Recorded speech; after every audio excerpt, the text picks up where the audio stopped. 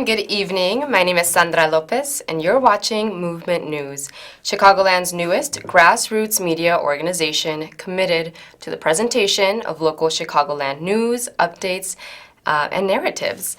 Thank you for watching, and welcome to the movement. So we're going to go ahead and jump right into some local news. Officials announced a $75 million grant for Chicago area public housing. According to an announcement made by federal officials last week, nearly a dozen public housing authorities in the Chicagoland area will receive $75 million in funding for development, financing, and modernization. The money is coming through a capital program of the U.S. Department of Housing and Development. A bulk of the money, in fact 65% of it, will go to the Chicago Housing Authority. Other recipients include authorities in Joliet, Aurora, Waukegan, and Oak Park. This federal funding gives local agencies in the Chicagoland region the ability to offer safe and affordable housing to those who need it the most, said U.S. Senator Dick Durbin in a joint news release with U.S. Senator Tammy Duckworth. In addition, the local economy stands to benefit from this investment in infrastructure projects that will bring safety and modernization to the area's public housing.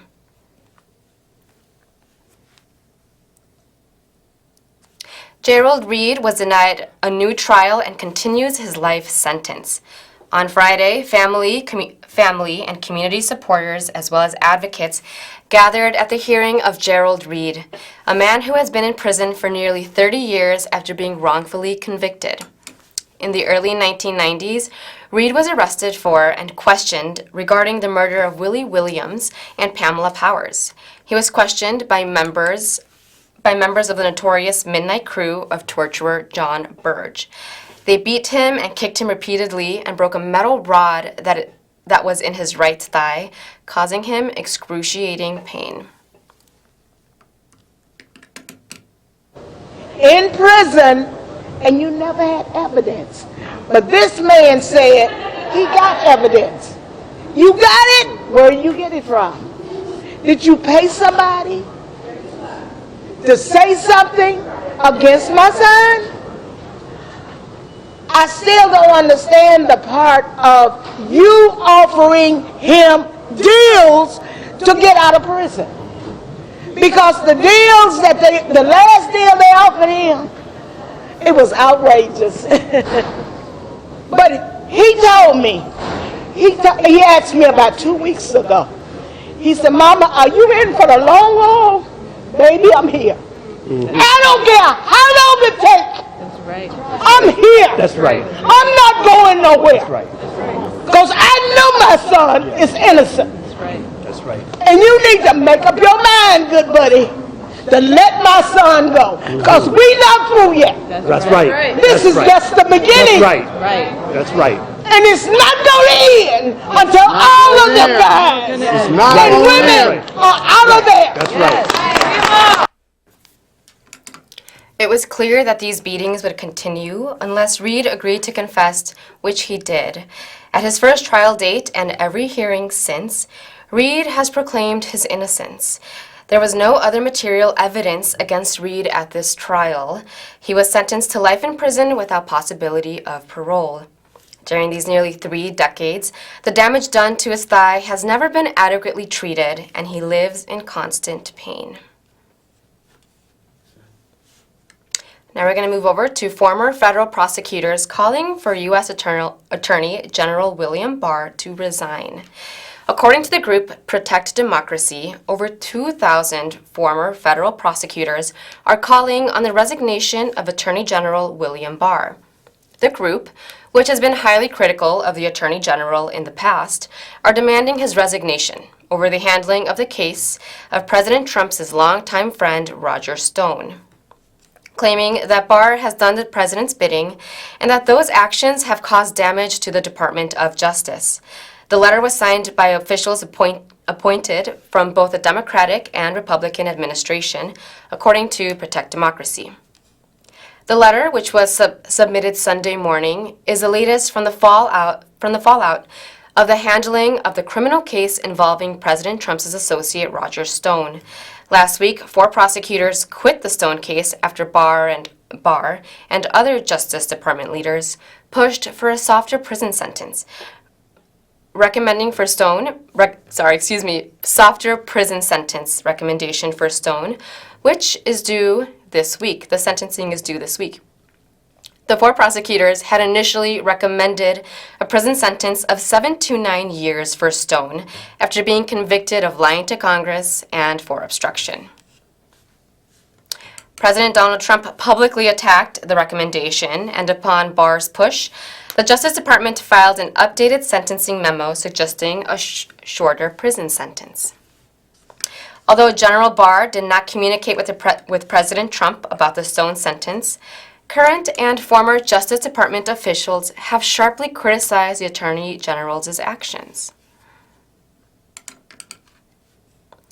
Mr. Barr's actions in doing the president's personal bidding unfortunately speak louder than his words. The Justice Department alumni wrote in a letter posted online, "Those actions and the damage they have done to the Department of Justice's reputation for integrity and the rule of law require Mr. Barr to resign." The letter also calls for similar vigilance in other government agencies, adding, "The rule of law and the survival of our republic demand nothing less." Now, the Trump administration has deployed elite Border Patrol agents to sanctuary cities. Border Patrol has announced a new plan that will bring elite tactical teams to sanctuary cities, including Chicago and New York, to assist with immigration arrests. 100 agents are being deployed to work with immigration and customs enforcement, including members of a unit that function as a Border Patrol's SWAT team. The relationship between ICE and many local law enforcement has a tenuous history since Trump has taken office. It has grown only more tenuous as police grapple with maintaining communication with ICE while also balancing transparency and communication with local civic leaders.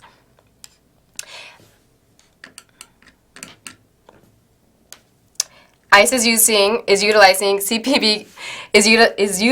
CBP to supplement enforcement activity in response to the resource challenges stemming from sanctuary city policies, ICE Director Matthew Albense said in a statement. Albense said in the statement that the action was being taken in response to sanctuary city law enforcement agencies that were not cooperating with federal authorities. They haven't been turning over immigrants that were being held in local jails. As a result, the statement continued, federal officers are forced to make at-large arrests of criminal aliens who have been released into communities. This fear-mongering tactic is unprecedented by the Trump administration, and immigrant families in the Chicagoland area are being reminded to know their rights. Elected officials and members of the immigrant community have joined forces, asking people not to panic, but to mobilize. Recent attempts at aggressive enforcement have faltered, such as a warning issued last summer by the Trump administration. Mayor Lori Lightfoot immediately responded to this on Friday. "We will not be bullied, period, especially by a bully like President Trump who trades in hatred and scare tactics," said Lightfoot. Activists and attorneys today reminded undocumented immigrants of their rights should ICE Border Patrol agents come knocking. This is what Chris Bergen, immigration attorney, had to say. "They have to have a signed warrant from a judge, and they almost never do because it's too much work for them. So I would never engage with them in any way. Even as an undocumented immigrant, you're protected against unlawful searches and seizures."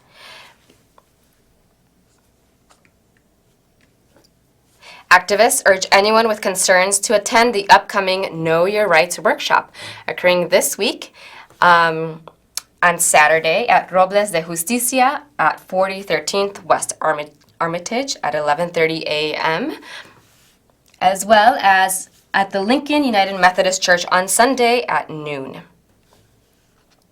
We'll go ahead and post that on our social media page so everyone is alerted and reminded, so go ahead and share that as soon as it's up. In all, about 100 Border Patrol agents are expected to be deployed in the sanctuary cities nationwide. This deployment is taking place between now and the end of May. We're going to go ahead and move over to election 2020.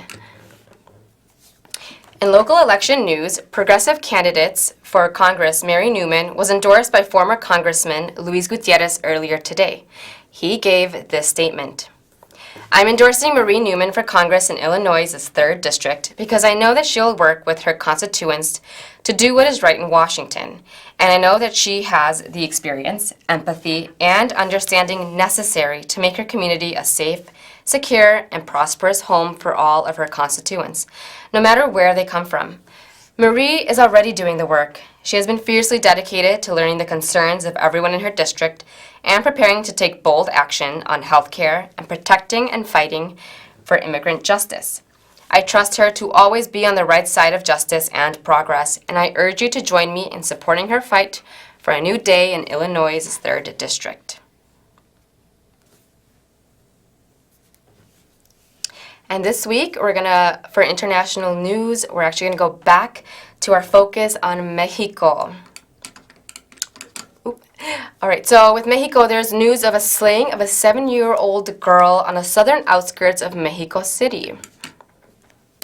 The grisly murder of a young girl comes just days after the slaying of another young woman who was stabbed to death and skinned by an ex-partner just last week. On Monday, city prosecutors said that investigators had identified Fatima's body over the weekend. Apparently, the young girl was taken by a stranger after school on February 11th. Her body was identified through DNA testing, and the cause of death has not yet been released. 5 suspects have been questioned, as video footage capturing the abduction is still under investigation. According to Fatima's grandfather, his daughter went over to the school 15 to 20 minutes before the abduction occurred. Apparently, a woman had placed her in green pants and a green t-shirt and led her away.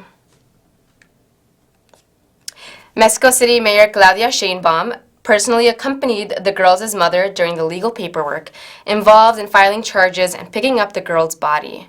We're going to accompany the family, and justice must be done, Sheinbaum said. As mentioned, the abduction and the murder of the young girl came just 2 days after the death and assassination of Ingrid Escamilla, a 25-year-old woman who was allegedly murdered by her 46-year-old husband. Outrage was widespread after local media published horrific photos of young Ingrid's mutilated body on the cover of a magazine, an image which has been leaked supposedly by the police. Over the weekend, a march against femicide took to the streets. The march consisted mostly of women and began at the Metro bus station of Gustavo A. Madero and ended at the building where Escamilla was killed just last week. The Mexican capital has seen a series of angry demonstrations over killings of women these past few months, including several in which protesters have vandalized major monuments and buildings. Mexico has suffered for years from extreme levels of violence as the nation continues to struggle against organized crime and drug cartels. The epidemic of violence inflicted on women, however, has reached record-level highs just this last year. Officials say 3,142 women were murdered in Mexico during the first 10 months of 2019. Only 726 of those 726 of those murders are being treated as femicides. However, many women rights activists say that number is far too small. Grieving parents, now publicly challenging a culture which has left their daughters down, have spoken to Channel 4 News to their fight for justice. Check it out.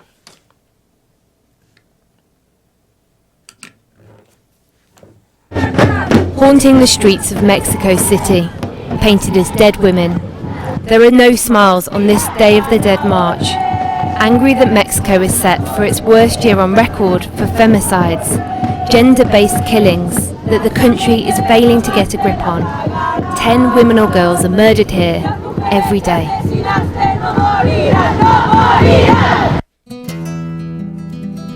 Women like Jessica Sevilla Pedraza. Her body was found 2 days after she disappeared in 2017. She'd been brutally disfigured. Yo no la pude reconocer más que por sus manos, que mi hija no tenía rostro, no tenía corazón, no tenía pulmón, estaba muy golpeada, tenía costillas rotas. Juanita is one of thousands of mothers fighting for justice for their daughters. Visiting Jessica's grave is a time when they feel closest to her, but it's also a constant reminder of what they've lost. Para nosotros es muy difícil pues dejarla ir. Yo creo que una madre nunca se resigna a que ya no tienes a tu hija junto a ti. Coming down here is a reminder of just how tragic Jessica's death is. She was just 29 when she died. She had recently qualified as a doctor. She was a mom. In fact, every time someone leaves the house, apparently her son cries, scared that like her, they won't return. En algún momento yo le tengo que explicar qué pasó con su mamá, porque ya no regresó, porque la asesinaron. Yo creo que de alguna manera asesinan una parte de ti. Le quitan la madre a un niño, le quitan la hija a una madre. Es tremendamente doloroso. Es algo con lo que aprendes a sobrellevar la vida, pero que es un dolor que nunca en la vida se te va a quitar. Nunca en la vida lo vas a superar. No one has been arrested for Jessica's death. Juanita says the authorities didn't investigate it properly. The rate of femicide in Mexico is increasing. 10 women or girls are killed every day. The average was 7 in 2016. But it's thought that less than 2% of the murderers are convicted. It's not just the lack of punishment. Critics blame a macho society that normalises violence against women. Maria has been mapping femicides for the last 3 years. The government now use her figures that show Mexico is on track for the highest number of femicides ever. Her data shows the killings stem from a range of places, from gang violence to domestic abuse. Asesinadas por su expareja, familiares, desconocidos. Estaba embarazada, encajuelada y ni desnuda, desde un vehículo, torturadas. She collects the figures from news reports, but not all deaths are reported, so the number is likely to be higher. El mensaje que se manda al agresor es que puede seguir asesinando, total no va a haber consecuencia y no va a haber sanción. Cuando encuentran el cuerpo de una mujer asesinada, no recogen las pruebas, las contaminan, las pierden y eso hace que no puedan vincular a los agresores a proceso ni identificarlos luego. A veces la familia sabe que fueron ellos, pero no hay pruebas que los vinculen porque los ministerios públicos las perdieron. Every pink cross at this vigil in central Mexico City represents a recent victim of femicide, although still missing. This mum spent the last year searching for her 23-year-old daughter, Rosa. Que me ayuden a encontrar a mi niña hermosa, como le decía yo. Young girls, teenagers, mothers, innocent lives stolen in the most brutal of ways. Lorena's daughter was just 12 when she was murdered. This is the last video she has of Fatima, playing with her 3-year-old niece just a month before she died. Fátima era una niña que le gustaba escalar los árboles, a ella le gustaba todas estas historias de mundos imaginarios hermosos y perfectos. Esta era Fátima, una niña con muchos sueños. Al final, una niña. Only 2 of the 3 men were prosecuted for killing Fatima, and so Lorena fights on. Yo no tengo vida desde que asesinaron a mi hija. Es una tortura acordarme lo que le hicieron a mi niña. No imagino el dolor que vivió Fátima. Y en la audiencia dice el juez que Fátima fue una guerrera. No es cierto, Fátima era una niña que tuvo miedo y quería regresar a casa. ¿Por qué el gobierno nos está haciendo esto? ¿Por qué nos deja vulnerables ante este crimen organizado de nuestro país?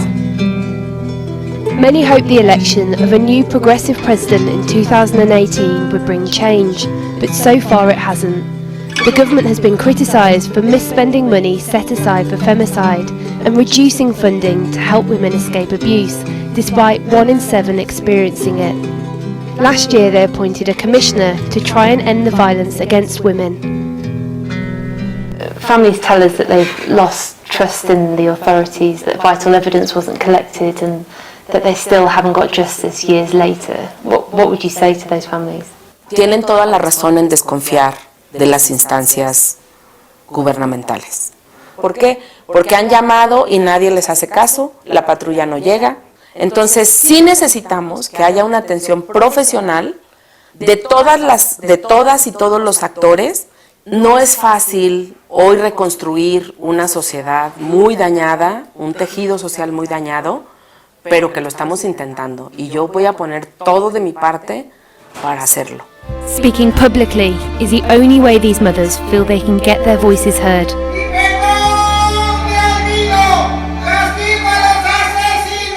Si están asesinando a nuestras niñas, están asesinando a nuestras jóvenes y no las desaparecen, se las roban.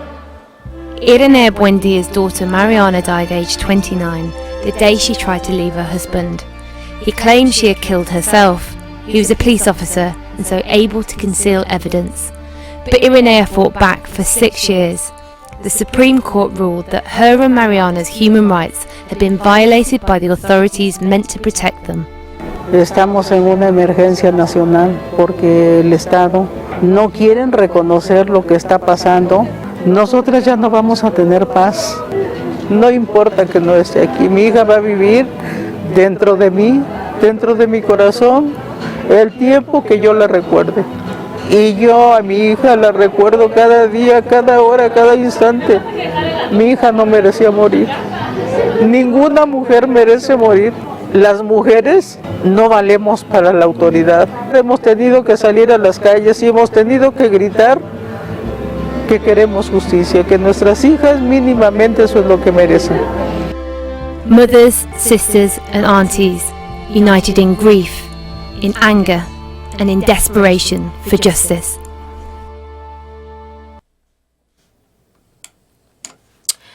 That is really sad. Well, that is actually all we have for tonight. Like we always say, all of the issues that we discuss in our show are directly related to voter participation. The laws that affect our lives are written by those that we elect in office. Each year, 4 million young people turn 18. That's a voting bloc with the potential to decide elections. So if you can, please register to vote today at ova.elections.il.gov. The Illinois primary is March 17th, so get to it.